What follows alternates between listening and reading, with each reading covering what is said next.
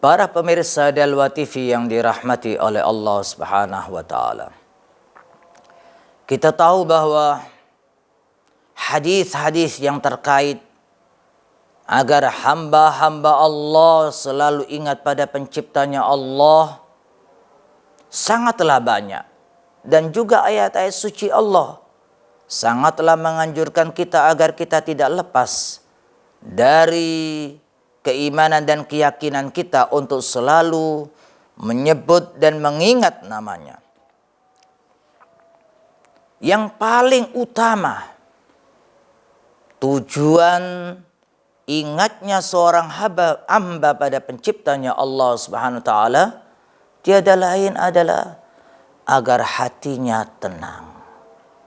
Ketenangan hati, ketenangan jiwa, ini yang diharapkan dan dikehendaki oleh pencipta kita Allah.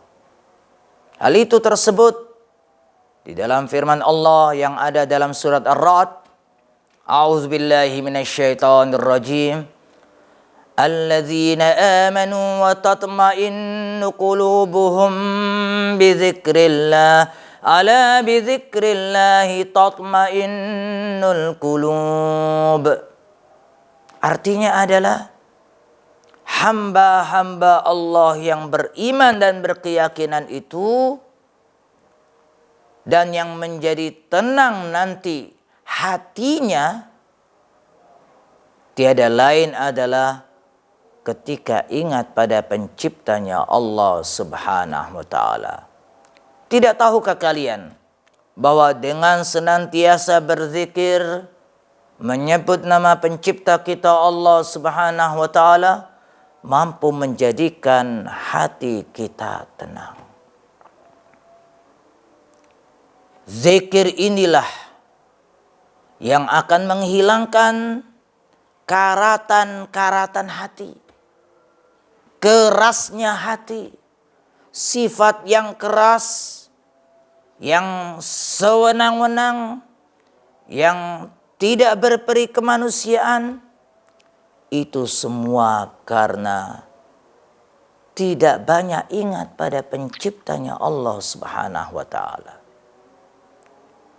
Jika kita lihat ada seseorang yang tidak mengasihani kepada mereka kaum fuqara masakin, tidak mengasihani kepada orang-orang yang di bawahnya, tidak mengasihani kepada keluarganya, tidak memberikan kasih sayang atau tidak tercermin darinya sifat kasih sayang, maka bisa diketahui bahwa hamba tersebut adalah hamba-hamba yang kurang berzikir pada penciptanya Allah Subhanahu wa taala.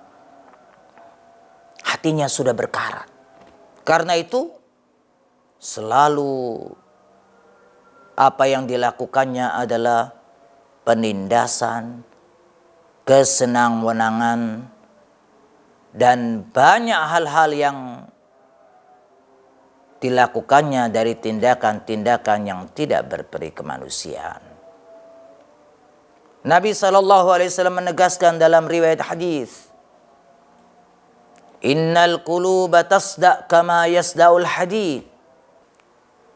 Sesungguhnya hati-hati hamba Allah itu akan menjadi berkarat seperti berkaratnya besi. Kemudian para sahabat bertanya kepada Nabi SAW, "Wa ma jala'uha ya Rasulullah?" Bagaimana untuk bisa menghilangkan karatan-karatan yang ada di dalam hati ini? Maka Nabi menegaskan zikrullah. Zikir kita pada pencipta kita Allah itulah yang akan mampu menghilangkan karatan-karatan hati. Oleh karena itu, seseorang yang senantiasa berzikir pada penciptanya Allah, ia akan senantiasa mendapatkan anugerah, mendapatkan minnah, mendapatkan fadl. Tercermin dari satu kisah ketika ada seseorang hidupnya senantiasa berzikir dengan berucap alhamdulillah. Sehingga suatu kali tiba-tiba terlihat di dalam kandang rumahnya pada saat itu kuda satu-satunya milik petani yang selalu dipergunakan untuk bisa sampai menyelesaikan apa yang ada dalam pertaniannya, melarikan diri ke hutan. Orang yang memiliki kuda tersebut tidak mengetahui keberadaannya. Para petani yang lain kemudian melaporkan, sesungguhnya kudamu lari saat ini ada di dalam hutan. Petani yang selalu tidak pernah lepas untuk berzikir pada Allah, apapun kalimat-kalimat yang dizikirkan tersebut, insya Allah jika diniatkan untuk penciptanya Allah, untuk selalu ingat pada penciptanya Allah, untuk selalu lidahnya basah tidak pernah lepas mengingat penciptanya Allah, akan ada anugerah yang diberikan oleh penciptanya Allah Subhanahu wa taala. Sehingga ketika petani itu mendapatkan berita kudanya ada di dalam hutan, seperti yang disampaikan oleh para petani yang lain, maka petani itu kemudian berucap alhamdulillah. Para petani yang lain bingung. Bagaimana orang ini? Hilang kudanya kok bersyukur pada penciptanya Allah dengan berkata alhamdulillah. Mereka tidak tahu bahwa petani ini tidak pernah lepas untuk berucap alhamdulillah dalam zikir-zikirnya. Kemudian esok harinya, tiba-tiba di dalam kandang petani yang sudah kehilangan kuda tersebut penuh dengan kuda-kuda. Petani-petani yang lain ketika melihat kandangnya penuh dengan kuda, bingung. Dari mana kuda-kuda ini?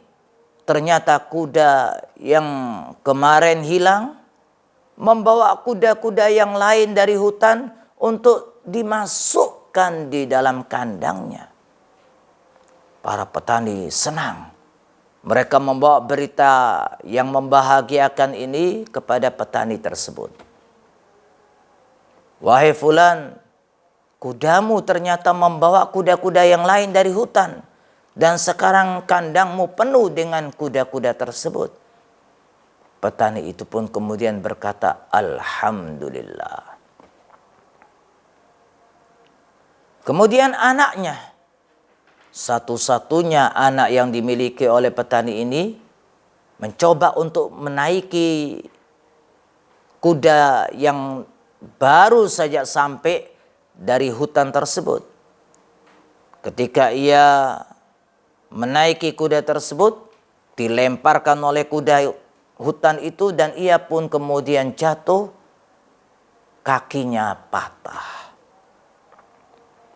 Petani-petani yang lain kemudian mendatangi rumah petani yang memiliki banyak kuda di kandangnya dan melaporkan, anakmu sekarang jatuh dari atas kuda yang dinaikinya dan ia patah tulang. Ayahnya kemudian berkata, alhamdulillah. Petani yang selalu setiap keadaannya baik senang maupun susah tidak pernah lepas berzikir dengan menyebut alhamdulillah. Istiqomah dalam zikir dengan satu zikir yang sudah ditentukan olehnya, menjadikan petani ini pasrah pada segala hal dengan berucap alhamdulillah. Saat mendengar anaknya jatuh, berucap alhamdulillah. Maka saat itu pun petani tersebut serta-merta mengurusi anaknya, Sampai kemudian tiba-tiba terdengar ada banyak sekali tentara-tentara dari pusat, dari provinsi, masuk ke desa-desa merekrut para pemuda untuk diikut sertakan dalam pertempuran, dalam peperangan. Semua para pemuda yang ada di desa tersebut tidak lepas daripada rekrut yang dilakukan oleh para prajurit. Ketika mendapati pemuda petani yang saat itu keadaan kakinya patah, ia pun ditolak untuk ikut serta dalam perang. Petani itu pun berkata, "Alhamdulillah." Karena anaknya tidak direkrut, tidak ikut perang. Semua para petani yang lain iri. Karena semua anak-anak mereka diambil oleh tentara-tentara itu untuk dijadikan prajurit. Untuk diikut sertakan dalam pertempuran dan peperangan. Sehingga kemudian mereka mendatangi kepada petani yang memiliki banyak kuda yang di kandangnya itu. Lalu berkata, "Alangkah bahagianya engkau dan beruntungnya kamu. Anakmu tidaklah diambil oleh komandan tentara tersebut untuk ikut serta dalam perang. Anak-anak kami ikut serta dalam pertempuran yang kami tidak tahu nantinya apakah mereka bisa hidup ataukah akan meninggalkan kami selamanya." Mereka sedih dan memang benar ternyata anak-anak mereka pun tidak satu pun yang kembali. Inilah karunia zikir. Inilah bukti mereka yang istiqomah, apapun yang dizikirkannya, insya Allah akan membuahkan hasil sebagaimana yang diucapkan dan dibacakan oleh petani tersebut. Para pemirsa Dalwa TV yang dirahmati oleh Allah Subhanahu wa taala.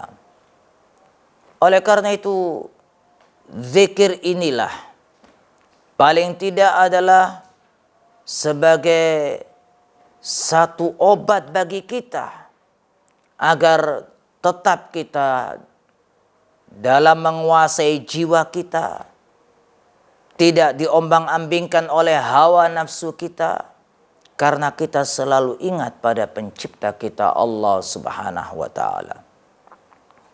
Karena mereka yang senantiasa ingat pada penciptanya Allah Subhanahu wa taala, Allah akan senantiasa ingat padanya. Dan itu yang ditegaskan oleh Nabi besar kita Rasulullah sallallahu alaihi wasallam dalam hadis qudsi. Ana inda dhanni abdi bi wa ana ma'ahu hina yadhkuruni. Aku senantiasa bersama hambaku yang selalu berzikir padaku dimanapun ia berada. Dan aku akan tidak pernah melepaskan diriku dengan zatku padanya dalam mengawasinya, dalam memberikan perlindungan padanya, dan dalam memberikan pertolongan saat-saat hambaku setelah berzikir, ia memohon dan meminta bermunajat untukku, aku akan kabulkan apa yang diinginkan dan diharapkannya. Para pemirsa Dalwa TV yang dirahmati oleh Allah Subhanahu wa taala. Oleh karena itu, zikir pada pencipta kita Allah Subhanahu wa taala adalah termasuk tuntunan syariat. Zikir pada pencipta kita Allah Subhanahu wa taala menghidupkan hati kita. Zikir pada pencipta kita Allah mampu menjadikan kita mendapatkan berbagai macam banyak sekali karunia-karunia. Terlepas daripada itu, zikir pada pencipta kita Allah SWT, apalagi jika dilakukan secara berjamaah, termasuk kita ada di taman-taman surga Allah Subhanahu wa taala. Oleh karena itu, mereka yang saat itu ingin untuk bergabung dan ingin tahu apa itu taman surga, Nabi menegaskan bahwa yang dimaksudkan oleh Nabi dengan taman-taman surga Allah itu adalah hilaqul dzikir, kelompok-kelompok yang melingkari, mereka berjamaah menggegap gempitakan untuk menyebut dan berzikir dengan lidah-lidah mereka, memuliakan dan mengagungkan penciptanya Allah Subhanahu wa taala. Para pemirsa Dalwa TV yang dirahmati oleh Allah Subhanahu wa taala, kita akan lanjutkan setelah berikut ini bersama program Wasiat Nabi dengan melalui siaran Dalwa TV.